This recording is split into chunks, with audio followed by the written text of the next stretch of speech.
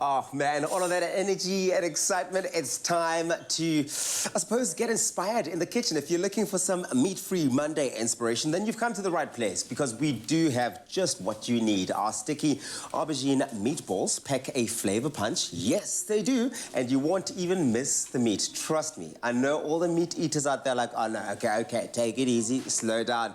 But you won't miss the meat. Here to show us the brilliance behind this is lecturer, content creator, and several vegan attempts later. Nondumiso Peñane. Yay! Nondumiso, it is so good to finally meet you because I stalked you on Instagram, right? Really? Oh my gosh. I'm always just like, how is this girl able to survive life without meat and be from KZN? Well, I'm a flexitarian because I have irritable bowel syndrome. So I primarily eat vegan food because I enjoy it so much. I think it's so much flavor, and I just enjoy plants. I think they're beautiful. Yeah. And so let's get right into this very delicious recipe. Well, yes, let's do just that. But I imagine that for you, obviously finding recipes like this and developing recipes like this has been quite a journey, right? Because you've had to find ways of introducing flavor in, you know, dishes and meals that might otherwise be a little bit flat. Yeah, Ne? yeah, but I mean, you think that vegetables are flat, yeah? That's what you'd expect, but actually once you start cooking with vegetables, you learn that your palate adjusts and you really learn to enjoy healthy organic foods, which this is exactly why I absolutely enjoy eating mainly plant-based. And you know what? It doesn't hurt the fact that it results in such gorgeous skin. I mean, you look absolutely amazing. Thank you so much. Okay, so what are we doing? What is our recipe? So as you said, we're preparing aubergine meatballs, right? And the primary ingredients for this is the CLOVER Classic fat spread. Now, if you're vegan and you don't want to be using a fat spread that has animal products in it, you can obviously use the CLOVER Pride spread, which actually I think is really cool that CLOVER also has a plant-based spread. But today, what about the alternatives? Yeah, so today we're using the CLOVER fat spread though, and so you want to add the add this fat spread into a medium-sized pan, and then of course saute some onions until they're translucent. Okay, so you've got to pay attention. It's not one of those just latele in the pan and take a walk. No, you have to be present and make sure that you're sort of guiding this process through. Yes, and isn't that just the wonderful thing about cooking is that you actually have to be present. It forces you to be really present, to smell the food and enjoy all the beautiful flavors, okay? I love just how it's all coming to life. And of course, we know that CLOVER Classic Fat Spread is versatile to use as a spread. You can use it for baking, for example, or you can also use it for cooking. Use it in your own ways. And if you do miss the meat, okay, because I know all the meat eaters, maybe not all, some meat eaters out there, it's like, okay, I really do miss the meat a little bit. Maybe you can then add beef mince to your aubergine mixture and then fry them off until cooked. But there really are so many ways to bring this recipe to life. Okay, so that's done. The sauteing is happening. That's done. What's next? Okay, so you want to add your aubergine into the pan, and you want to saute those as well until they're soft. But you don't want to overcook them. You want them to be just right. Okay, so soft but not too soft, right? Because the thing about aubergines is that they almost sort of like retain water, right? They've got like quite a bit of like water content. Yeah.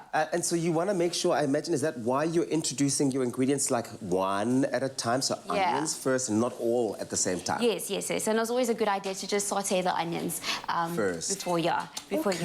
I'm loving this. Right. Okay, great. Okay, so once you're done, you want to transfer the aubergine. Okay, so obviously we've got the aubergines already prepared here for the viewers at home. For the sake of television making. But once you're done with preparing the aubergine, you want to transfer them into a food processor. Okay. But like I said, you would obviously at home make sure that the aubergine is cooked, is well cooked, and it's soft. Okay. You transfer want it to be soft. You want it to be soft, and you transfer it into a food processor.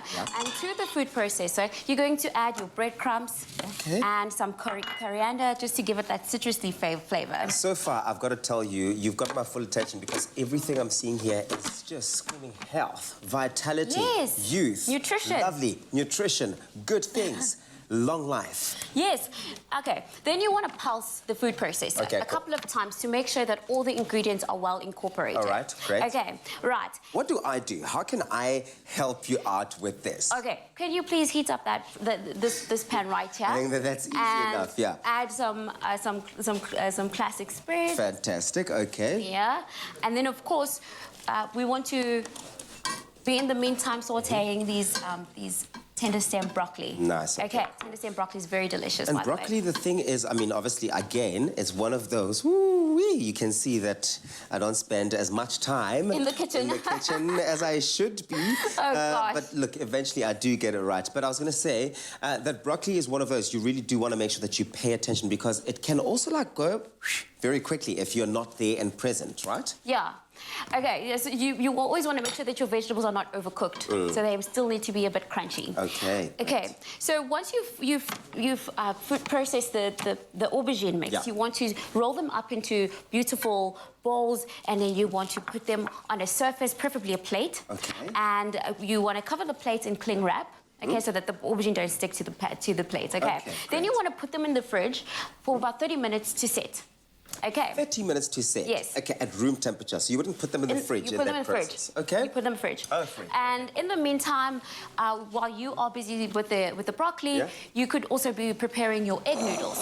Now, for those who are plant-based, you don't have to use egg noodles. You could actually simply use rice noodles, or you could use noodles that don't have any eggs in them. Okay, that works just fine. Then we're bringing it all together. That's what it looks like when it's all done. It's about bringing, you know, your nuts into the mix. So that's the final product. This is the final product. You assemble everything, and this is what it should look like in the end. You want to layer it with your noodles, our aubergine meatballs, as well as, you know, some toasted peanuts. It looks amazing. Okay, you're a woman after my own heart. Listen, if you want some inspiration and you want to prepare this at your own home, go on to expressoshow.com to get this recipe. I can't wait to dig in. Thank you. Ooh-wee! Hey!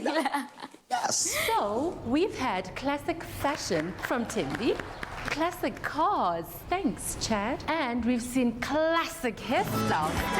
And you, Michael? Classic. A classic range from Clover. Timeless taste. Made with love by Clover.